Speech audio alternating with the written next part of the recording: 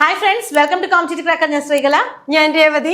ഞങ്ങൾ ഇന്ന് വന്നിരിക്കുന്നത് നമ്മുടെ ടൈപ്പിസ്റ്റ് എക്സാമിന് തയ്യാറെടുക്കുന്ന ഉദ്യോഗാർത്ഥികൾക്കായിട്ട് ഇനിയുള്ള ദിവസങ്ങളിൽ എന്തെല്ലാം കാര്യങ്ങൾ ശ്രദ്ധിക്കണം, എങ്ങനെ പഠിക്കണം, ഇഫക്റ്റീവായിട്ട് എങ്ങനെ ഒരു ടൈം ടേബിൾ പ്രിപ്പയർ ചെയ്യണം. അപ്പൊ ആദ്യം തന്നെ എല്ലാവർക്കും അറിയുന്ന പോലെ പ്രധാനപ്പെട്ട വിജ്ഞാപനങ്ങൾ ഏതൊക്കെയാണെന്ന് എല്ലാവർക്കും അറിയാലോ. 631/2025 LD ടൈപ്പിസ്റ്റ്, പിന്നെ 744/2025 LD ടൈപ്പിസ്റ്റ് വരുന്നുണ്ട്. പിന്നെ 760/2025 typist grade 2. Yes, company corporation ബോർഡ്സിലേക്കുള്ള ടൈപ്പിസ്റ്റ് ഗ്രേഡ് 2. അപ്പൊ ഇതാണ് 3 പ്രധാനപ്പെട്ട വിജ്ഞാപനങ്ങൾ ഇപ്പൊ വന്നിരിക്കുന്നത്. അപ്പൊ ഇതിലേക്ക് ഇതിലേക്ക് പ്രിപ്പയർ ചെയ്യുന്ന ഉദ്യോഗാർത്ഥികളെ സംബന്ധിച്ചിടത്തോളം എങ്ങനെ പ്രിപ്പയർ ചെയ്യണം എന്നറിയണം, അല്ലെ? അതിനാദ്യം നമുക്ക് എന്താണ് അറിയേണ്ടത്? ഇതിന്റെ സിലബസ് അറിയണം. എക്സാക്ട്ലി, അല്ലെ? എത്രയാണ് ഇതിന്റെ മാർക്ക് ഡിസ്ട്രിബ്യൂഷൻ, പ്രത്യേകിച്ച് ആദ്യമായിട്ട് പ്രിപ്പയർ ചെയ്യുന്ന ഉദ്യോഗാർത്ഥികളെ സംബന്ധിച്ചിടത്തോളം എങ്ങനെയാണ് ഇതിന്റെ മാർക്ക് ഡിസ്ട്രിബ്യൂഷൻ എന്നാണ് അറിയേണ്ടത്, അല്ലെ? അതിൽ നമുക്ക് ജനറൽ നോളജും കറണ്ട് അഫയേഴ്സിനും കൂടിയിട്ട് 10 മാർക്കാണ്. അതെ. പിന്നെ കമ്പ്യൂട്ടറിന് വേണ്ടി വരുന്ന 40 മാർക്കാണ്. 40 പിന്നെ ഒരു ടൈപ്പ് റൈറ്റിംഗ് പോർഷനും, അതായത് നിങ്ങളുടേതായിട്ടുള്ള സബ്ജക്ട് ഡൊമൈനിൽ നിന്നും 50 മാർക്ക്, 100 മാർക്കിൽ 50 മാർക്ക് എവിടെയാണ് വരുന്നത്? Computer word processing, type writing. അതിനുശേഷം നമ്മുടെ ലാംഗ്വേജ്, റീജിയണൽ ലാംഗ്വേജ്, മലയാളത്തിൽ നിന്ന് 20 മാർക്ക്, ഇംഗ്ലീഷിൽ നിന്ന് 20 മാർക്ക്, അല്ലെ? അപ്പൊ മിസ്സേ, നമുക്കാണ് ഏറ്റവും കൂടുതൽ ഇതിലെ മാർക്ക് എന്ന് പറയുന്നത്. അതെ. അപ്പം ഇംഗ്ലീഷും മലയാളവും കൂടി 40 മാർക്ക് വരുന്നുണ്ട്. എന്താണ് ഈ ഒരു സിലബസ്? ഇത്രയല്ലേ ഉള്ളൂ? ഇതിന് മാർക്ക് ഡിസ്ട്രിബ്യൂഷൻ ഒരുപാട് കാര്യങ്ങൾ പറയാനുണ്ടോ എന്ന് ചിന്തിക്കുന്ന ഉദ്യോഗാർത്ഥികളോട് പറയാനുള്ളത്, നോക്കിക്കേ, നമ്മളൊരു LD ടൈപ്പിസ്റ്റ് അല്ലെങ്കിൽ ഒരു LDC എക്സാമിന് തയ്യാറെടുക്കുകയാണെന്ന് വിചാരിക്കും. അപ്പൊ നമ്മളുടെ പഠന രീതി എന്ന് പറയുന്നത്, അവിടെ നമ്മൾ എന്തിന് പ്രാധാന്യം കൊടുക്കും? GK ഭാഗങ്ങൾക്ക് പ്രാധാന്യം കൊടുക്കും. പക്ഷെ ഇവിടെ നിങ്ങൾ മനസ്സിലാക്കേണ്ട കാര്യം, 10 മാർക്കാണ് നമ്മുടെ GK ഉള്ളത്. അതോടൊപ്പം മാത്സ് ഇല്ല, അല്ലെ? ഈ ഒരു ഡൊമൈനിലുള്ള കുട്ടികളെ സംബന്ധിച്ചോളം ഇച്ചിരി ബുദ്ധിമുട്ടുള്ള വിഷയം തന്നെയാണ് മാത്സ് എന്ന് പറയുന്നത്. നമ്മുടെ ലാംഗ്വേജിലേക്ക് വരുമ്പോൾ, ഇപ്പൊ ഞാൻ ആദ്യം ഇംഗ്ലീഷിന് അപ്പം ഇംഗ്ലീഷ് എന്ന് പറയുമ്പോൾ 20 മാർക്ക് ഉണ്ട്. ഏത് ലെവല് വരെ പഠിക്കണം? അതാണ് അവിടുത്തെ ഏറ്റവും പ്രധാനപ്പെട്ട ചോദ്യം എന്ന് പറയുന്നത്. നോർമൽ PSC പരീക്ഷകളിൽ അത്യാവശ്യം ലെവലിൽ ചോദിക്കുന്ന ചോദ്യങ്ങളുള്ള ഒരു വിഭാഗം തന്നെയാണ് ടൈപ്പിസ്റ്റ് എക്സാം. എന്തുകൊണ്ടാണ്? അത് ആ പരീക്ഷ അർഹിക്കുന്ന ഒരു കാര്യം തന്നെയാണ്. ഇപ്പൊ ബാക്കിയുള്ള വിഷയങ്ങൾക്ക് ഇംഗ്ലീഷിനൊക്കെ മലയാളത്തിനൊക്കെ 10 മാർക്കല്ലേ ഉള്ളൂ. അപ്പൊ ഈ ഇംഗ്ലീഷിൽ 10 മാർക്ക് ടൈപ്പിസ്റ്റിന്റെ 20ലേക്ക് വരുമ്പോ ശരിക്കും നല്ല വ്യത്യാസം വരുന്നുണ്ടോ? അതുണ്ട്. വൊക്കാബുലറിയിലാണ് ഏറ്റവും കൂടുതൽ വ്യത്യാസം വരുന്നത്. ഗ്രാമർ പോർഷൻസ് കുറച്ചധികം ടിപ്സും ട്രിക്സും ഒക്കെ ഉപയോഗിച്ചാൽ നമുക്ക് പഠിക്കാൻ സാധിക്കും. പക്ഷെ ഈ വൊക്കാബുലറിയിലേക്ക് വരും അവിടെ അത്യാവശ്യം ലെവലിൽ തന്നെ ഇംഗ്ലീഷ് പരീക്ഷയുടെ ഒരു ലെവൽ തീരുമാനിക്കുന്നത് തീർച്ചയായിട്ടും വൊക്കാബുലറി ഒരു വലിയ ഘടകം തന്നെയാണ്. സോ വൊക്കാബുലറി അത്യാവശ്യം നല്ല ലെവലിൽ ചോദിക്കും. ഗ്രാമർ ആണെങ്കിലും നോർമൽ PSC ക്വസ്റ്റ്യൻസ് റിപ്പീറ്റ് ചെയ്യാത്ത ഒരു പരീക്ഷയാണ് ടൈപ്പിസ്റ്റ് എക്സാം എന്ന് പറയുന്നത്. അവിടെ മൾട്ടിപ്പിൾ ചോയ്സ് ക്വസ്റ്റ്യൻസ് എന്ന് പറയുന്നത് സ്റ്റേറ്റ്മെന്റ് ലെവലിൽ തന്നെ ചോദിക്കുന്ന ഒരു പരീക്ഷയാണ് ടൈപ്പിസ്റ്റ് എക്സാം. ആ ഒരു 20 മാർക്ക് എന്ന് പറയുന്നത് ഇംഗ്ലീഷ് അല്ലേ എന്ന് ചിന്തിക്കരുത്. അതുപോലെ തന്നെ ആയിരിക്കില്ലേ മലയാളം? മലയാളം അല്ലേ എന്ന് ചിന്തിച്ചാൽ കിട്ടാൻ. അതുപോലെ ഇപ്പൊ നോക്കുകയാണെങ്കിൽ 2025 PSC പരീക്ഷയുടെ പാറ്റേൺ ഒക്കെ മാറി തുടങ്ങിയില്ലേ? അപ്പൊ ഇംഗ്ലീഷിലും ഇതേപോലെ മാറ്റങ്ങൾ വരുന്നുണ്ടോ? മലയാളത്തിലും കുറെ മാറ്റങ്ങൾ വന്നിട്ടുണ്ട്. ഒത്തിരി മാറ്റങ്ങളുണ്ട്. അതുപോലെ ക്വസ്റ്റ്യൻസിന്റെ പാറ്റേണിൽ വ്യത്യാസം വന്നിട്ടുണ്ട്. റിപ്പീറ്റേഷൻ കുറഞ്ഞു.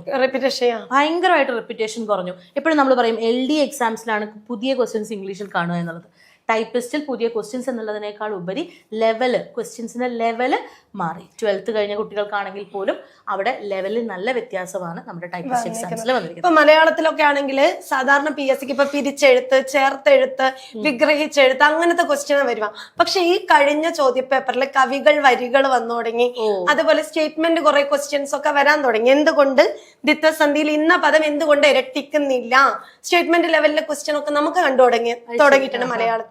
അതുപോലെ ഇംഗ്ലീഷിലും വന്നു തുടങ്ങിയോ? ഇംഗ്ലീഷിന് വൊക്കാബുലറിയിലാണ് statement type questions. Match the following വന്നു തുടങ്ങി. പിന്നെ ഒരു ഗ്രാമർ ആണെങ്കിൽ പോലും ഒരു സെന്റൻസ് വന്നിട്ട് അതിന്റെ 4 ഓപ്ഷൻസ് കൊടുത്ത് ഇതും പോസിബിൾ അല്ലേ, അങ്ങനെയൊക്കെ ചോദിക്കുമ്പോൾ സത്യം പറഞ്ഞാൽ കുട്ടികൾക്ക് ബുദ്ധിമുട്ട് തന്നെയാണ് വരുന്നത്. സോ അവിടെ എന്താ പറയാ, മൾട്ടിപ്പിൾ ചോയ്സ് ക്വസ്റ്റ്യൻസ് എന്നൊരു പാറ്റേണിൽ നിന്ന് മാറി ഫിക്സഡ് നമ്പർ ഓഫ് ക്വസ്റ്റ്യൻസ്. പിന്നെ നമ്മൾ 20 മാർക്ക് എന്ന് പറയുമ്പോൾ നമുക്കറിയാം ഏകദേശം 22-25 ടോപ്പിക്കോളം നമുക്ക് ഇംഗ്ലീഷിൽ പഠിക്കണം. ഈ ടോപ്പിക്ക് എല്ലാം തന്നെ കവർ ചെയ്യുന്നുണ്ട്. ഒരു ക്വസ്റ്റ്യനിൽ തന്നെ മൾട്ടിപ്പിൾ ടോപ്പിക്സ്. ഇപ്പൊ നമുക്ക് ടെൻസും റിപ്പോർട്ടഡ് സ്പീച്ചും ക്ലബ് ചെയ്ത് ചോദിക്കാം, അല്ലെ? ക്വസ്റ്റ്യൻ ടാഗിൽ നമുക്ക് എന്താ പറയാ, പാർട്സ് ഓഫ് സ്പീച്ച് ക്ലബ് ചെയ്ത് ചോദിക്കാം. അങ്ങനെ ക്ലബ് ചെയ്ത് ഈ 20 മാർക്കും ഡിസ്ട്രിബ്യൂട്ട് ചെയ്യുന്ന രീതിയിലേക്ക് ക്വസ്റ്റ്യൻ പാറ്റേൺ മാറിയിട്ടുണ്ട്. നമ്മള് പാസേജ് കയറി വരുന്നുണ്ട്, അല്ലെ? കോംപ്രിഹെൻഷൻ പാസേജ് വരുന്നുണ്ട്. അപ്പൊ പാസേജ് ആണെങ്കിൽ ചെറിയ പാസേജ് അല്ലേ എന്ന് ചിന്തിക്കുമ്പോൾ ഈ പാസേജിനെ വെച്ച് ചോദിക്കുന്നത് വൊക്കാബുലറി ആയിരിക്കാം. അപ്പൊ തീർച്ചയായിട്ടും പാറ്റേൺ നല്ല രീതിയിൽ മാറിയിട്ടുണ്ട്. അപ്പം മലയാളം ആയാലും ഇംഗ്ലീഷ് ആയാലും ആദ്യം മുതലേ നമ്മൾ പഠിക്കണം അല്ലേ മിസ്സേ? ഉറപ്പായിട്ടും മലയാളത്തിൽ ഇപ്പൊ അക്ഷരങ്ങളുടെ തിരിവ് മുതലുള്ള ചോദ്യങ്ങൾ വന്നു തുടങ്ങിയിട്ടുണ്ടെന്ന് മാത്രമല്ല നമ്മുടെ സിലബസിനകത്ത് പര്യായ പദങ്ങൾ, ഒറ്റപദം, വിപരീതം ഇങ്ങനെയൊക്കെ കൊടുത്തേക്കുന്നത്. പക്ഷെ 2025 പരീക്ഷ കഴിഞ്ഞപ്പോ അതിൽ ഏറ്റവും കൂടുതൽ റിപ്പീറ്റ് വന്നൊരു ക്വസ്റ്റ്യൻ ആയിരുന്നു ചക്ഷുശ്രവണ ഗളസ്തമാൻ ദർദുരം ഭക്ഷണത്തിന് അപേക്ഷിക്കുന്നത് പോലെ. ഇതിലെ ദർദുരം എന്ന പദത്തിന് സമാനമായ പദം ഏത്? ഇത് SCRT-യിലെ 10ാം ക്ലാസ്സിലെ ലക്ഷ്മണ സാന്ത്വനം എന്ന് പറയുന്ന പാഠത്തെ ബേസ് ചെയ്തോണ്ടാ. അതേപോലെ വഗ്നി എന്ന് പറയുന്നതും അതിലെ വരിക. അവിടെ നിന്നൊക്കെ കുറെ പുതിയ പുതിയ ക്വസ്റ്റ്യൻ രീതി കണ്ടുവന്നിട്ടുണ്ട്. യെസ്, അത് തന്നെയാണ് ഇവിടെ വരാനുള്ളത്. അതായത് നമ്മുടെ SCRT പാഠപുസ്തകത്തെ ബേസ് ചെയ്ത് നോക്കുമ്പോൾ നമുക്കറിയാം ഇപ്പോഴത്തെ ഫ്രേസൽ വെർബ്. അപ്പൊ പണ്ടൊക്കെ ഫ്രേസൽ വെർബ് നമ്മൾ പഠിക്കുമ്പോൾ നമുക്കറിയാം ഇത്ര ഭാഗങ്ങൾ പഠിച്ചാൽ അതിൽ നിന്ന് എന്തായാലും ക്വസ്റ്റ്യൻ വരും. ആ പാറ്റേൺ മാറി. ഇപ്പൊ നമ്മൾ ഡേ ടു ഡേ ലൈഫിൽ യൂസ് ചെയ്യുന്ന ഡ്രോപ്പ് ഇൻ, ടേൺ ഇൻ അല്ലെ, ഇതൊക്കെ നമ്മളിപ്പം പറഞ്ഞു വരുമ്പോൾ ഉദാഹരണം പറയുകയാണെങ്കിൽ ഞാൻ അവിടെ പോകുന്ന വഴി ഇവിടെ കേറി, അത് എന്താണ്? ഡ്രോപ്പ് ഇൻ ആണ് അല്ലെ. അങ്ങനെ നമ്മൾ ഡേ ടു ഡേ ലൈഫിൽ നമ്മൾ ഉപയോഗിക്കേണ്ട ചോദ്യങ്ങളൊക്കെ ഫ്രേസൽ വെർബിൽ വന്നു തുടങ്ങി. അതുപോലെ SCRT ബേസ്ഡ് ആയിട്ടുള്ള ക്വസ്റ്റ്യൻസ് ഒരുപാട് പ്രാധാന്യം അർഹിക്കുന്ന ഒരു ഭാഗം തന്നെയാണ്. PSC-യിൽ നമ്മൾ എപ്പോഴും പറയും ലാംഗ്വേജിന് SCRT വേണ്ട എന്നുള്ളത്. പക്ഷെ ആ ഒരു ട്രെൻഡ് മാറി SCRT കയറി വരാൻ തുടങ്ങി. അപ്പൊ അതുപോലെ പിരിച്ചെഴുത്ത്, ചേർത്തെഴുത്ത് എന്നൊക്കെ മാറിയിട്ട് കഴിഞ്ഞ ഒരു എക്സാമിന് ചോദിച്ചേക്കുന്നതായിരുന്നു വിഭക്തി പ്രത്യയത്തിന് ഉദാഹരണമായി വരുന്ന പദം ഏത്. ശരിക്കും പറഞ്ഞ മലയാളത്തിലൊക്കെ ഒരുപാട് മാറ്റം വന്നു. അപ്പൊ പിന്നെ എന്തായാലും 20 മാർക്കിന്റെ മലയാളം പറയുമ്പോൾ ഏറ്റവും ബേസ് ആയിട്ടുള്ള ഭാഷയുടെ അടിസ്ഥാനമായിട്ടുള്ള വർണ്ണത്തിന് തന്നെ പഠിച്ചു തുടങ്ങേണ്ടി വരും. അത്രയും മാറ്റങ്ങൾ മലയാളത്തിൽ വന്നിട്ടുണ്ട്. നിങ്ങളൊരു ടൈം ടേബിൾ പ്രിപ്പയർ ചെയ്യുമ്പോൾ, ഈ ഒരു പരീക്ഷയ്ക്ക് പ്രിപ്പയർ ചെയ്യുന്ന ഉദ്യോഗാർത്ഥി ഒരു ടൈം ടേബിൾ പ്രിപ്പയർ ചെയ്യുമ്പം ഏറ്റവും കൂടുതൽ വെയിറ്റേജ് കൊടുക്കേണ്ടത് തീർച്ചയായിട്ടും ഏത് ഭാഗത്തിന് തന്നെയാണ്? നമ്മളുടെ ടൈപ്പ് റൈറ്റിംഗ് പോർഷൻസിനും കമ്പ്യൂട്ടർ പ്രോസസ്സിംഗ്, ടൈപ്പ് റൈറ്റിംഗ്, അതുപോലെ ഈ 2 ലാംഗ്വേജസിന് തന്നെയാണ്. ലാംഗ്വേജ് ഒരിക്കൽ പഠിച്ചു കഴിഞ്ഞാൽ പോലും നിങ്ങളുടെ ടൈം ടേബിൾ അതിൽ ഡെയിലി ക്വസ്റ്റ്യൻസ് ചെയ്ത് നോക്കുന്നതിന് ഒരുപാട് പ്രാധാന്യം കൊടുക്കണം. ഡെയിലി വൊക്കാബുലറി, ഇപ്പം പര്യായ പദങ്ങളൊക്കെ ഓർത്തെടുക്കാൻ പാടാണ് അല്ലെ. പര്യായമാണെങ്കിലും ഇംഗ്ലീഷിലെ വൊക്കാബുലറി, സിനോണിംസ് ആയിക്കോട്ടെ, ആന്റണിംസ് ആയിക്കോട്ടെ, ഫ്രേസൽ വെർബ് ആയിക്കോട്ടെ, ഡെയിലി ഒരു 10 മുതൽ 15 എണ്ണം വരെ നമ്മളൊരു ബുക്കിൽ എഴുതി പഠിച്ച് അത് ഡെയിലി വായിച്ചു പോകുക. നിങ്ങൾ ഓർക്കാതിരിക്കുക, നിങ്ങൾ അതിനെക്കുറിച്ച് ടെൻഷനേ അടിക്കണ്ട. ഇതിങ്ങനെ പറയുന്ന സമയത്ത് എല്ലാവർക്കും ഉണ്ടാവുന്ന ഒരു ഡൗട്ട് ആയിരിക്കും, ഇപ്പൊ നമ്മള് മലയാളത്തിലാണെങ്കിലും പദശുദ്ധി, ഒറ്റപദം, വിപരീതം, ഇത് തന്നെയല്ലേ ഇംഗ്ലീഷിലും. അപ്പൊ ഇതൊക്കെ പഠിച്ചെടുക്കുക എന്ന് പറയുന്നത് ഭയങ്കര ബുദ്ധിമുട്ടല്ലേ? ഒരുപാടില്ലേ? നമ്മൾ എവിടെ നിന്ന് തുടങ്ങണം, എവിടെ നിന്ന് അവസാനിക്കണം എന്നുള്ള ഒരു ഡൗട്ട് പൊതുവെ വരാറുണ്ട്. അപ്പൊ ശരിക്കും ഇത് എളുപ്പല്ലേ പഠിക്കാൻ വേണ്ടി? തീർച്ചയായിട്ടും കുറച്ച് ടിപ്സ് ഒക്കെ പറയാൻ പറ്റും. ഇപ്പൊ നമ്മൾ പറയാണ്, ഇപ്പൊ വൊക്കാബുലറി പഠിക്കാനായിട്ട് ചില റൂട്ട് വേർഡ് ഉണ്ട്. ഇപ്പം മാൽ എന്ന് പറയുന്ന ഒരു വേർഡ് വന്നാൽ അത് കേട് എന്നാണ് അർത്ഥം. അതിലേക്ക് അത് ബാഡ് ആണ്, നല്ല കാര്യമായിരിക്കില്ല. മാൽ ഫങ്ഷൻ ബാഡ് അല്ലേ, മാലൈൻ ബാഡ് അല്ലേ, അതായത് നമ്മുടെ ശരീരത്തിൽ ഉണ്ടാവുന്ന എന്താ പറയാ അബ്നോർമാലിറ്റീസ് അല്ലെ, അതൊക്കെ ആ മാൽ എന്ന് പറയുന്ന വേർഡ് വെച്ച് നമുക്ക് പറയാൻ പറ്റും. അപ്പൊ അങ്ങനെ ഓർത്തിരുത്തി പഠിപ്പിക്കുക എന്നുള്ള, അല്ലെങ്കിൽ പഠിക്കുക എന്നുള്ളത് തന്നെയാണ് ഈ ഒരു സബ്ജക്റ്റിൽ നമ്മൾ ചെയ്യേണ്ട കാര്യം. സ്പ്ലിറ്റിംഗ് ടെക്നിക്ക് ഉപയോഗിക്കാം, അല്ലെങ്കിൽ നമുക്ക് നമ്മുടേതായിട്ടുള്ള രീതിയിൽ പഠിക്കാം. പക്ഷെ എന്ത് തന്നെയാണെങ്കിൽ റിവിഷൻ വേണം. ഒരിക്കലും നമുക്ക് ഒരിക്കൽ പഠിച്ചതുകൊണ്ട് ഇത് കിട്ടില്ല. അപ്പൊ പൊതുവെ ഉള്ളൊരു കാഴ്ചപ്പാടാണ്, നമുക്ക് PSC പരീക്ഷയ്ക്ക് എളുപ്പത്തിൽ മാർക്ക് വാങ്ങാൻ പറ്റുന്ന 3 വിഷയമാണ് മലയാളം, ഇംഗ്ലീഷ്, മാത്സ്. ഇങ്ങനെയാണ് പറയാം. അപ്പൊ പലപ്പോഴും ബാക്കിയൊക്കെ പഠിച്ചിട്ടും മലയാളം അല്ലേ അത് അവിടെ നിന്ന് ചെയ്തു നോക്കാം, ഇംഗ്ലീഷ് അല്ലേ അത് അപ്പൊ ചെയ്തു നോക്കാം എന്നുള്ള ധാരണയിലൊക്കെ ഒരുപാട് പേരെ കാണാറുണ്ട്. അപ്പൊ അങ്ങനെ പോയി കഴിഞ്ഞാൽ ഇനി നമുക്ക് പരീക്ഷയ്ക്ക് കിട്ടുകയെന്ന് പറയുന്നത് ബുദ്ധിമുട്ടായിരിക്കും അല്ലെ. അപ്പൊ ടൈം ടേബിൾ പ്രിപ്പയർ ചെയ്യുമ്പോഴും നിങ്ങളുടെ ഇംഗ്ലീഷ്, മലയാളം വിഷയങ്ങൾക്കും ഒപ്പം GK എന്ത് പഠിക്കണം എന്നുള്ളത് വളരെ പ്രധാനപ്പെട്ട കാര്യമാണ്. അത്യാവശ്യം നിങ്ങൾക്ക് പ്രയോറിറ്റൈസ് ചെയ്യാൻ പറ്റും ടോപ്പിക്സ്. അത് കൃത്യമായിട്ട് ഈ ഒരു സബ്ജക്ട് നോളജ് അല്ലെങ്കിൽ ഈ ഒരു പരീക്ഷയിൽ മെന്റർഷിപ്പ് ചെയ്ത് അധ്യാപകരോടൊപ്പം തന്നെ ആ ഒരു ടോപ്പിക്സിനെ പ്രയോറിറ്റൈസ് ചെയ്ത് വേണം ടൈം ടേബിളിൽ ഇൻക്ലൂഡ് ചെയ്ത് പഠനം മുന്നോട്ട് കൊണ്ടുപോകാൻ. അപ്പൊ ഇപ്പൊ നമ്മുടെ ടൈം ടേബിൾ ഒക്കെ റെഡിയാക്കി വെച്ചേക്കുമല്ലേ അല്ലെ? എല്ലാ സിലബസിലെ എല്ലാ ഭാഗത്തെയും ഉൾപ്പെടുത്തിക്കൊണ്ട് ഇവർക്ക് റിവിഷനുള്ള അവസരം ഒക്കെ കൊടുത്ത് നമ്മൾ ടൈം ടേബിൾ സെറ്റ് ആക്കി വെച്ചേക്കുക. കഴിഞ്ഞ കുറച്ചധികം വർഷങ്ങളായിട്ട് ഏറ്റവും കൂടുതൽ ടൈപ്പിസ്റ്റ് അല്ലെങ്കിൽ LD ടൈപ്പിസ്റ്റ് എന്ന് പറയുന്ന ഈ ഒരു എക്സാമിൽ റാങ്ക് മേക്കേഴ്സ് CC തന്നെയാണ്.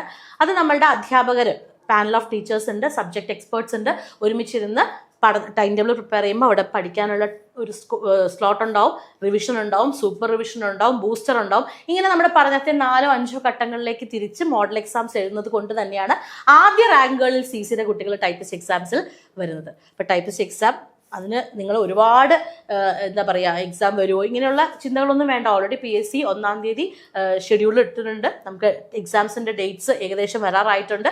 സോ പഠനം മുന്നോട്ട് തന്നെ കൊണ്ടുപോവുക. എന്ത് പഠിക്കണമെന്ന തിരിച്ചറിവോട് കൂടി തന്നെ പഠിക്കുക. എന്തെങ്കിലുമൊക്കെ പഠിച്ചിട്ട് റാങ്ക് കിട്ടിയില്ല എന്ന് പറയുന്നതിൽ യാതൊരു അർത്ഥവുമില്ല.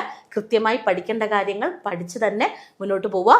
ഏറ്റവും കൂടുതൽ നിങ്ങൾ ഒരു സ്ഥാപനം ചൂസ് ചെയ്യുമ്പോൾ അല്ലെങ്കിൽ ഒരു മെന്റർ സപ്പോർട്ട് ചൂസ് ചെയ്യുമ്പോൾ നിങ്ങളോട് അന്വേഷിക്കേണ്ട റിസൾട്ട് തന്നെയാണ്. ടൈപ്പിസ്റ്റ് എന്ന ഈ ഒരു സബ്ജക്റ്റിൽ CC തന്നെയാണ് അവസാന വാക്ക്. അപ്പോൾ CCയുടെ പുതിയ ബാച്ചിനെ കുറിച്ചുള്ള കൂടുതൽ വിവരങ്ങൾ അറിയാനായിട്ട് എന്ത് ചെയ്യണം മിസ്സേ? ഇതിന്റെ താഴെ കാണുന്ന നമ്പറിലേക്ക് കോൺടാക്ട് ചെയ്യാം. നമ്മുടെ ബോർഡ് നമ്പർ നോട്ട് ചെയ്തോളൂ, 8590202323. സോ ഈ നമ്പറിലേക്ക് കോൺടാക്ട് ചെയ്യുക, പെട്ടെന്ന് തന്നെ ജോയിൻ ചെയ്യുക. ഞങ്ങൾ അടിപൊളിയായിട്ട് ഇൻഹൗസ് ക്ലാസ്സസും മോക്ക് എക്സാംസും മോഡൽ എക്സാംസും റെക്കോർഡഡ് ക്ലാസ്സസും ഒക്കെ ആയിട്ട് ഇവിടെ സെറ്റ് ആണ് അല്ലേ? അപ്പോൾ നമുക്ക് നമ്മുടെ ഇൻഹൗസ് ക്ലാസ്സസിൽ കാണാം. ചാനൽ ആദ്യമായിട്ടാണ് കാണുന്നതെങ്കിൽ സബ്സ്ക്രൈബ് ചെയ്യുക, നമ്മുടെ ടൈപ്പിസ്റ്റ് ഫ്രീ ഗ്രൂപ്പുകളിൽ ജോയിൻ ചെയ്യുക. കാരണം ഈ ഒരു എക്സാമിനെ കുറിച്ചുള്ള ഏറ്റവും പുതിയ അപ്ഡേറ്റ്സ് നിങ്ങളിലേക്ക് ആദ്യം എത്തുന്നത് ഈ ചാനൽസിലൂടെ ആയിരിക്കും. നമ്മുടെ എല്ലാ social media platform insta YouTube എല്ലാം ഫോളോ ചെയ്യുക. വീണ്ടും നമുക്ക് കാണാം മറ്റൊരു വീഡിയോയിലൂടെ. Thank you.